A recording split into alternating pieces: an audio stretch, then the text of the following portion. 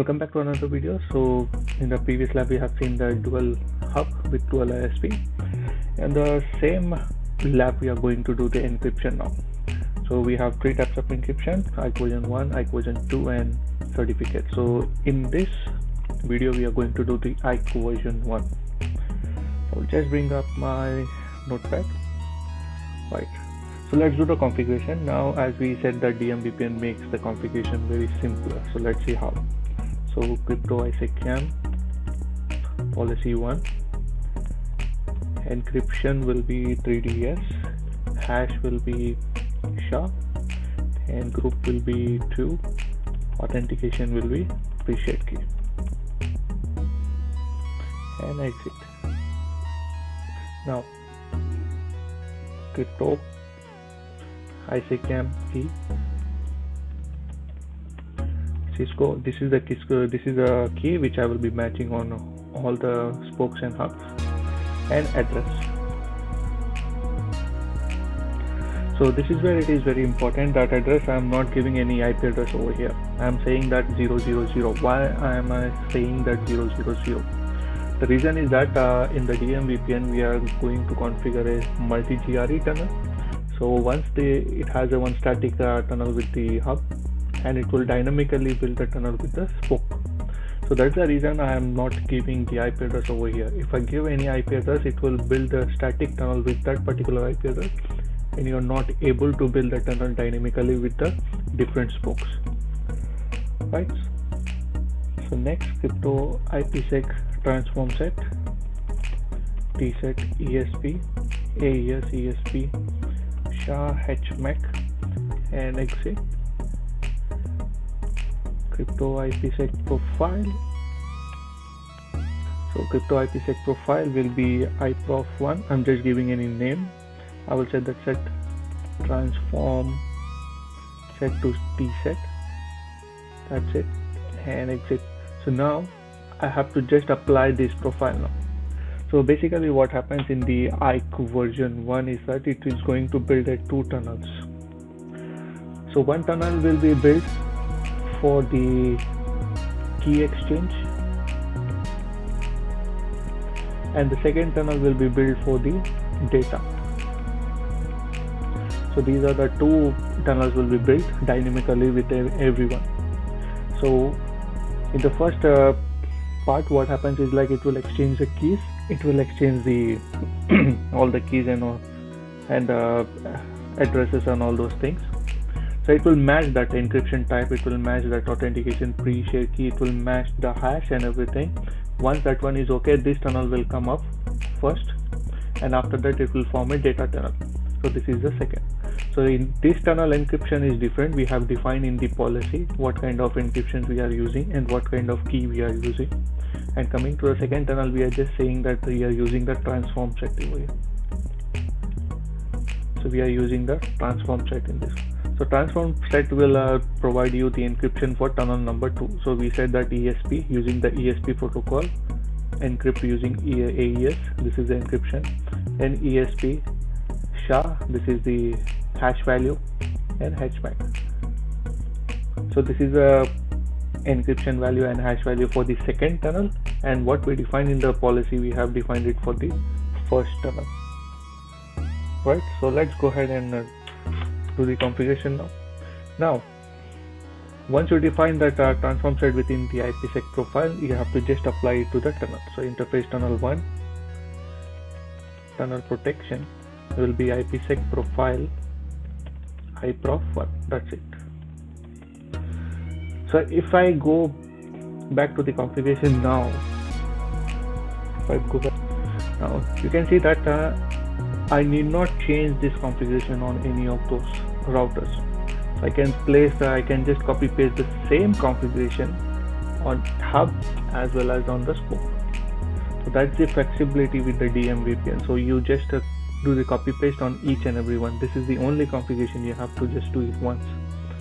So I will just copy this one and I will just do it first on the hub 1 and hub 2. So let's go to the hub 1, config T,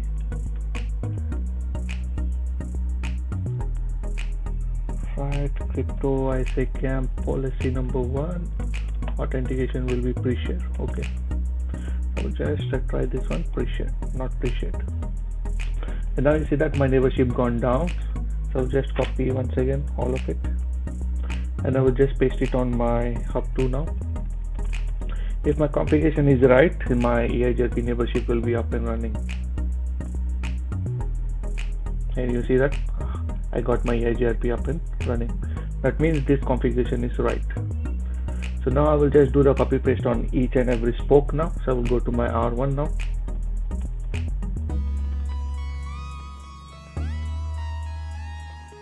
I will go to my R2.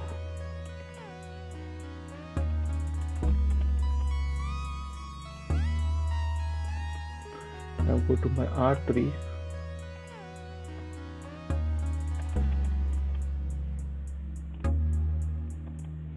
And I will go to my R4.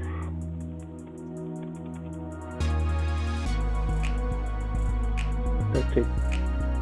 So my tunnels are up, EIGRP relationship is up. So if I say that do show IP, EIGRP neighbor, my neighborship is up with both of the tunnels. Now the next thing is that I just need to verify that the encryption is happening or not. So what I will do is that I will do ping 10.1.3.1 with source loopback 0. I'm able to ping do show IP route, and you can see that there is an override of this one, and I should see the NHRP route. I'm able to see. If I say that I will do once more, do show ISACAMP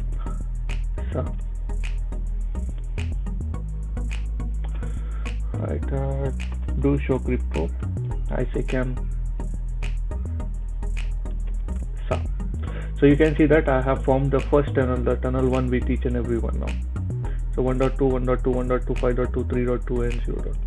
If I say that do show crypto IPsec, and if I can see that encryption, this is 1.2. 1.2 means I'm going to my ISP. So I'm encrypting the traffic with respect to the ISP. And the next one,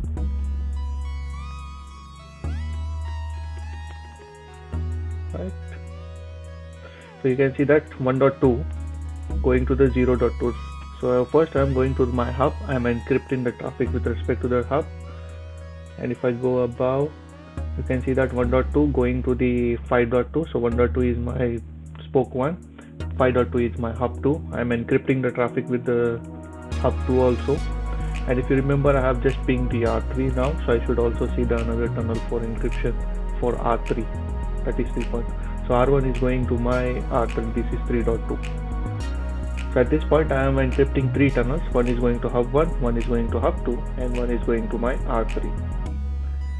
And let us check any other 0.2. That's it. Now what I will do, I will say that do show IP NHRP brief, and you should see that I have built a tunnel directly to 1.3. Right. So if I say that do ping 10.1.4.1 with source loopback 0 and do show IP route, and you can see that there is another route which is overridden, and I should also see another NHRP route. And do show crypto IPsec, and I should see another tunnel that is 4.2, 192.168, 4.2.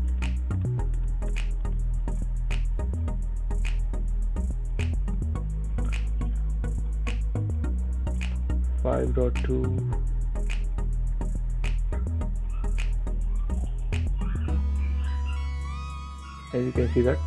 So 1.2, that is my router 1 is going to R4, and the packets have been encrypted. So what I will do, I will do one more time ping so that this packet size will be increasing. So I will just say that do ping 10.4.1 and do show crypto IPsec, and you can see that it is increasing. That means my packets are encrypting and decrypting. So let's see from the point of view of the Wireshark with respect to R1.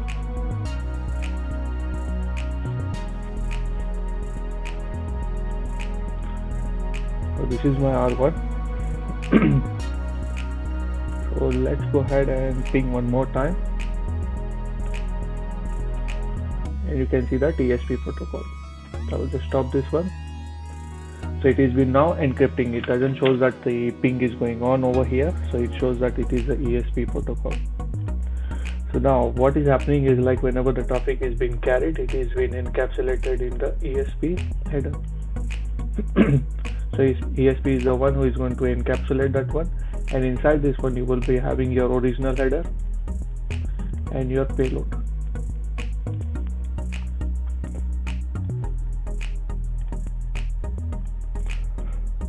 Right, so that's how pretty easy is the configuration with respect to DMVPN. So it builds two tunnels. One will be the key exchange tunneling, and the another one will be the data tunneling. Now coming to the ESP, if the router is behind the firewall and you are NATing, so at this point it is going on the port number 500. So if you are doing a NATing, then you have to allow that port number 500 and port number 4500 on your firewall in order to form the tunneling.